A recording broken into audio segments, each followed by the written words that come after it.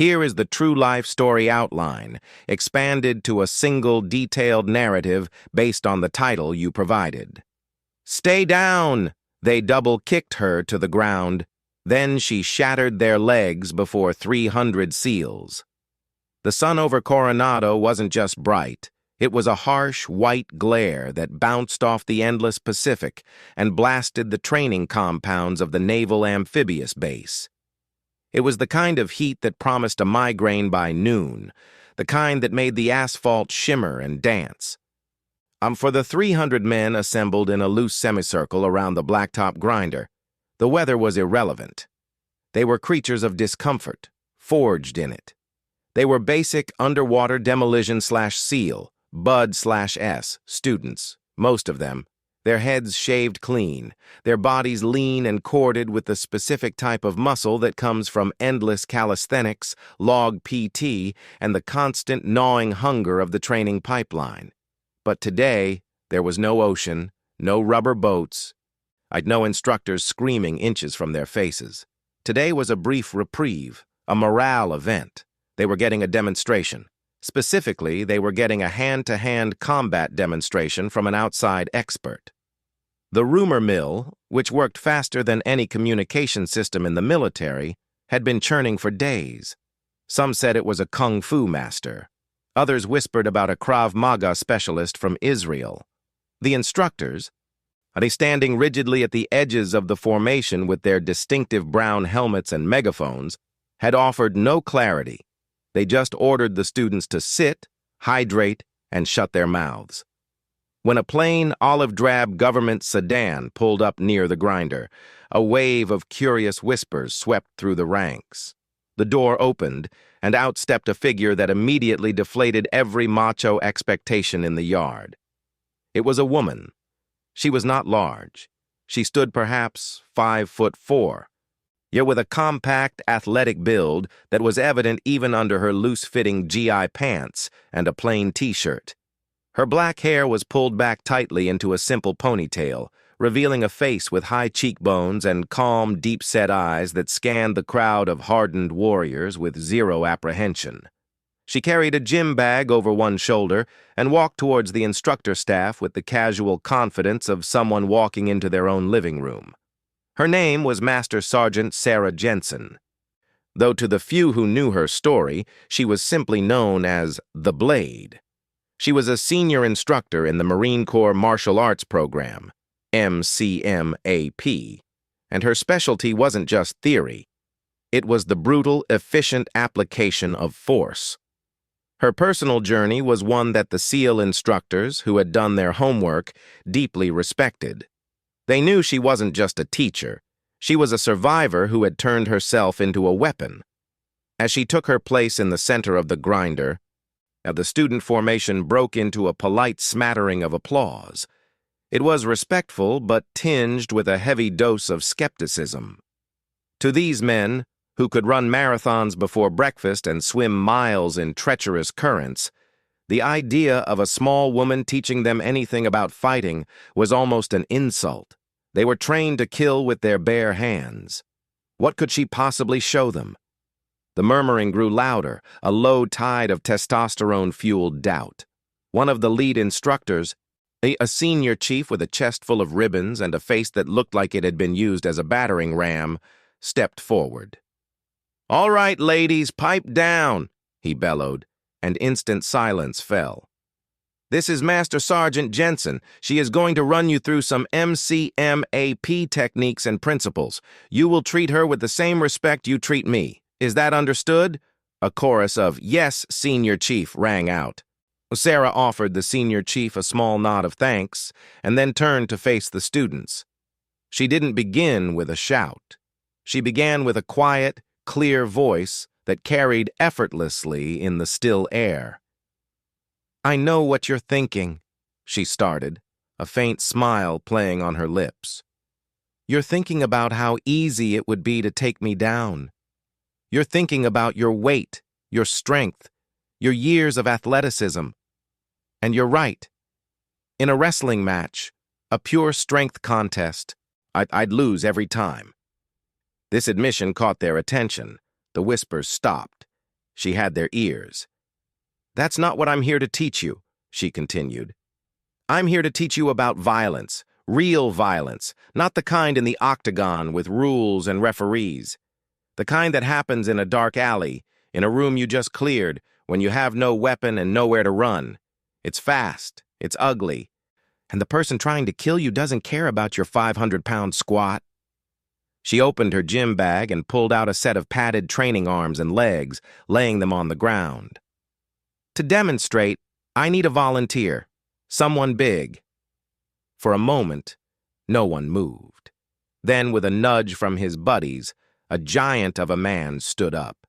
He was a former college football player, easily 6'3" and 230 pounds of solid muscle. He lumbered into the circle, cracking his neck, a grin on his face that told the crowd he was about to have some fun. He looked down at Sarah like a bear looking at a rabbit. "Don't hurt me, Master Sergeant," he joked, getting a loud laugh from the assembled students. Sarah just smiled. "I'll try not to." "What's your name?" "Jones," he said. "All right, Jones. I want you to attack me, nothing fancy. Just come at me like you're going to throw me to the ground and sit on me." Jones looked confused. "Just grab you?"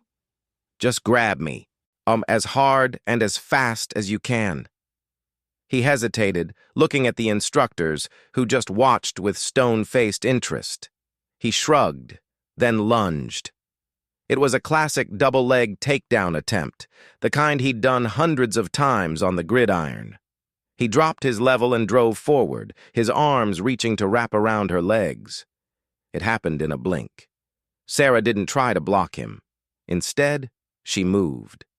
It was a tiny, almost imperceptible step to the side, a pivot on her lead foot.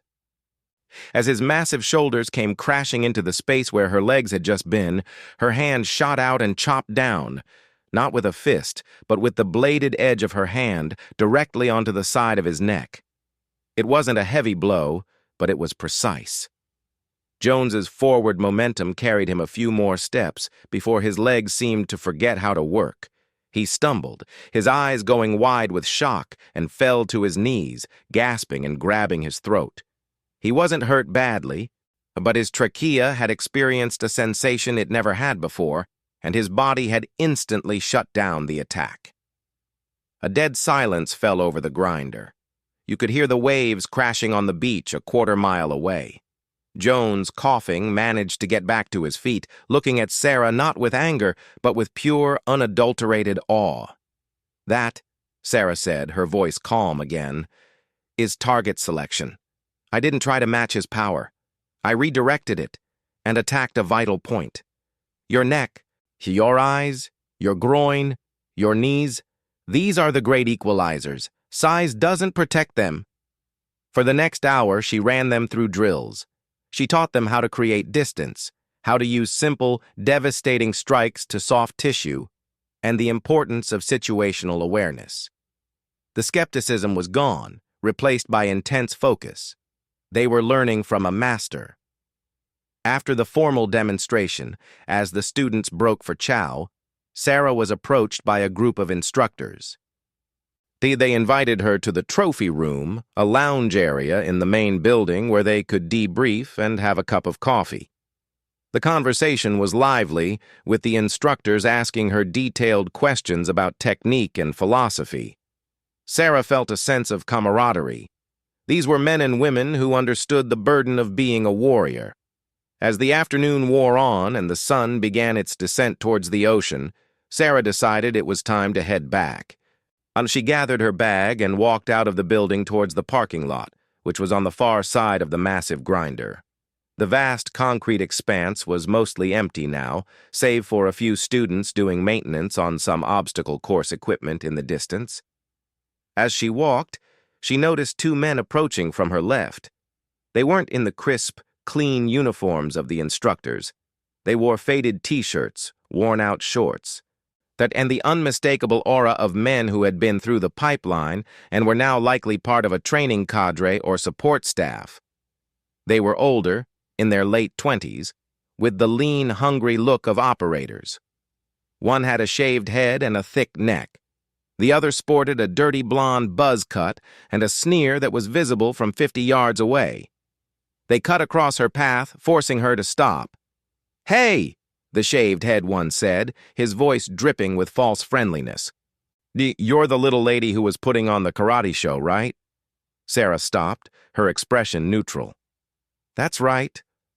The blonde one laughed, a short, sharp sound. "Looked pretty good against that big dumb student," he said, stepping closer. "But let's be real. That was a game. We were watching from over there." He jerked his thumb towards a building overlooking the grinder. "It looked like a dance class. You know, in the real teams, we don't do that fancy stuff. We just break people." "I'm sure you're very capable," Sarah said evenly, her eyes flicking between them, cataloging their stance, their distance, their hands. Her training was screaming at her, every instinct on high alert. These weren't students with something to prove. These were predators. "Nah, we're not capable," the shaved-head man said, stepping into her personal space. She could smell the tobacco on his breath. "We're lethal, and we think you're a fraud. You're out here giving our guys a bunch of crap that'll get them killed. They should be learning how to really fight." "So you came out here to give me a private lesson?" Sarah asked, her voice never wavering. The blonde man grinned wider. "Something like that. We just want to show you what a real fight looks like. You know, against someone who won't just fall down when you poke them in the neck." They thought they were intimidating her. They thought the isolation of the massive, empty grinder, the fact that they were two of the baddest men on the planet, would make her shrink, apologize, or try to run. They misjudged her completely. In that moment, Sarah wasn't a master sergeant or an instructor. She was a 13-year-old girl again, walking home from school, with 3 older boys blocking her path. Back then, she had frozen. Back then, she had been a victim. She had spent 20 years making sure that girl no longer existed. "The only lesson you're going to teach me," she said softly, "is how stupid a couple of seals can be." The switch flipped. The blonde man, the faster of the two, reacted to the insult. He threw a punch, not a full-powered knockout blow, but a hard, open-handed slap designed to rock her and establish dominance. It was a mistake. Sarah's body moved before the slap could connect. She slipped inside the arc of his arm, a tiny, explosive movement. Her right leg, which had been planted, suddenly whipped up in a tight, vicious arc. It wasn't a high kick. It was a low, brutal shin kick, aimed with surgical precision at the outside of his lead leg. The blow connected with a sickening, wet thwack against his knee. It wasn't a kick to the thigh muscle. It was a kick to the joint itself, perpendicular to its natural hinge. The man screamed. It wasn't a yell of pain, but a high-pitched animal shriek of shock. His leg buckled instantly, but not in the normal way. It buckled sideways. His tibia and fibula, the 2 bones of the lower leg, shattered under the force of the impact. The sickening crack echoed across the grinder like a gunshot. He collapsed to the concrete, his leg bent at a horrifying, unnatural angle, writhing and clutching at it, his face contorted in agony. The entire sequence had taken less than a second. His partner, the shaved-head one, froze for a crucial half-moment, his brain unable to process what his eyes were seeing. And the dance class instructor had just destroyed his friend's leg. Sarah didn't wait for him to recover. She spun on her base leg, the same leg that had just delivered the devastating kick, and threw a question-mark kick. It was a Muay Thai technique she had perfected over decades. Her leg chambered, then whipped up and over, snapping forward like a towel in a locker room. It caught the second man directly in the side of the face as he started to move. The impact wasn't just on his cheek. It snapped his head violently to the side. His eyes rolled back in his head, and he dropped like a sack of cement, unconscious before he even hit the ground. And then there was silence. The only sound was the first man's choked, gurgling sobs as he clutched his ruined leg, and the distant, oblivious crash of the waves. Sarah stood over them, her chest heaving slightly, not from exertion, but from the adrenaline dump. Her hands were steady. She looked down at the two men, one unconscious, one maimed.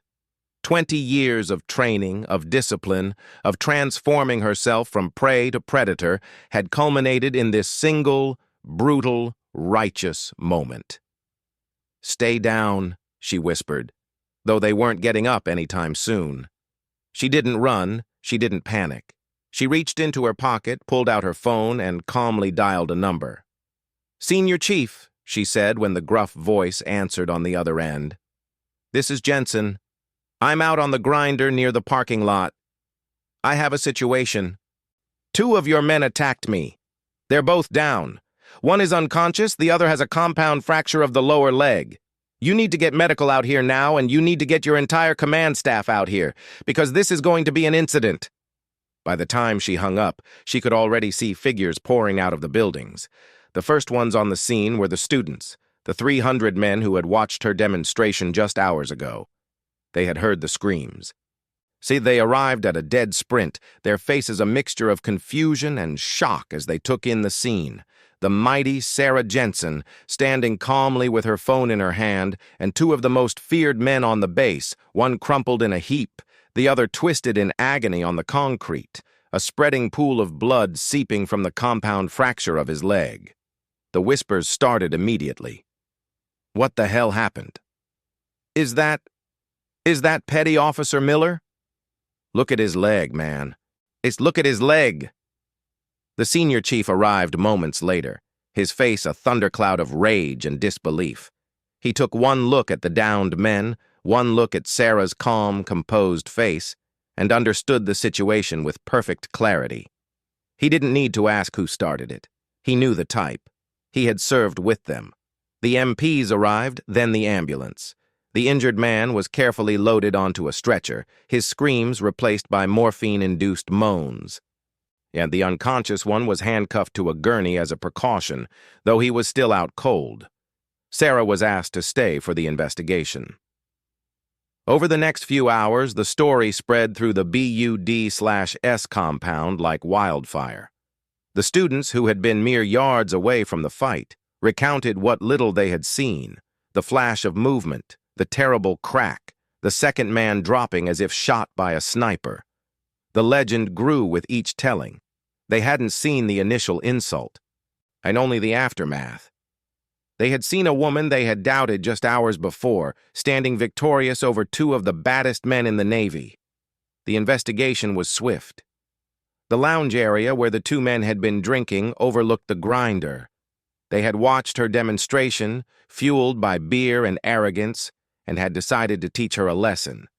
The security cameras on the far side of the grinder, while grainy, showed the entire encounter. The 2 men blocking her path. At the aggressive body language, the first punch thrown by the blonde man. Sarah's response was deemed a textbook case of self-defense against 2 assailants. No charges were filed against her. The 2 SEALs, however, faced a different fate. The one with the shattered leg faced a long, uncertain medical board to see if he would ever walk properly again, let alone serve in the teams. The other was given a general discharge for conduct unbecoming. The next morning, and the 300 BUD/S students were assembled once again on the grinder. This time, the atmosphere was electric. They stood at attention, but their eyes darted to the spot on the concrete where, just the day before, a piece of history had been written. They expected another lecture from the senior chief. Instead, a familiar figure walked onto the blacktop. It was Master Sergeant Jensen. She looked the same as she had the day before. Ponytail, t-shirt, calm eyes. But to the 300 men watching her, she was a completely different person. She wasn't a martial arts instructor anymore. She was a force of nature. She stopped in the center of the semicircle. For a long moment, she just looked at them. The silence was absolute. "I'm not here to rehash yesterday," she began, her voice quiet but carrying. "I'm here to give you a final lesson. It's the most important one I can teach you." She paused, letting the tension build. Violence is not a sport.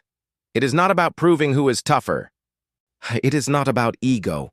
Violence is a terrible, chaotic, and devastating force. It is a last resort. But if you are ever forced into that corner, if someone decides for you that violence is the answer, then you have one job. Her eyes swept across the young, eager faces. You end it. You end it immediately. You end it decisively. You do not fight fair. You do not give them a chance to recover. You use every tool at your disposal to make sure that you are the one still standing, and they are the one who learns a very painful lesson about making assumptions. She gestured vaguely towards the now clean concrete. Those two men made an assumption about me. They saw a small woman, and they saw a vulnerability. They were wrong. Don't you make the same mistake about anyone, ever. And more importantly, don't be the one who forces someone else to teach you that lesson. She gave them one last long look, then turned and walked away, back towards the sedan that would take her off the base. The 300 men stood in stunned silence. They didn't move until the senior chief barked at them to fall out. But even as they broke into their training rotations, the conversation was the same. They spoke in hushed, reverent tones about the blade, about the woman who had shattered a SEAL's leg with a single kick in front of 300 of his peers, not with rage, but with cold, perfect, absolute efficiency.